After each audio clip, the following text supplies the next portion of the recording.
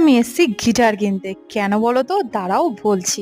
যেহেতু সামনে Valentine's day আর ভাবলাম প্রীতমকে কিছু স্পেশাল গিফট করা যাক। তার জন্য চলে এলাম ওর ফেভারিট কিছু একটা গিফট করতে। তো এখানে আমরা কি কিনেছি না কিনেছি তোমাদের কিন্তু সেটা পরে দেখাবো।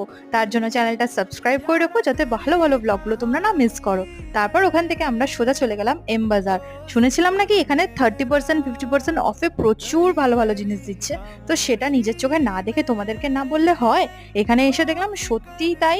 এখানে অফের মধ্যে খুব ভালো ভালো প্রোডাক্ট দিচ্ছে। আর তোমরা যদি এই ড্রিলটা গ্র্যাব করতে চাও তার জন্য তাড়াতাড়ি কিন্তু এম বাজারটা ভিজিট করো। তো এখান থেকে আমি অনেক কিছু নেবো ভেবেই এসেছিলাম, কিন্তু আমি যেগুলো নেবো ভেবে এসেছিলাম ওগুলোর মধ্যে কোনোটাই পাইনি।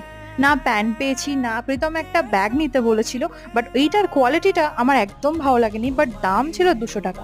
প্রিন্টটা যদিও ভালো, বাট কোয়ালিটিটা দেখো একদমই বেকার। তাই জন্য নিইনি। তোমরা কেউ যদি রিসেন্টলি এখান থেকে অফারে শপিং করে থাকো আমায় কিন্তু কমেন্ট করে জানিও।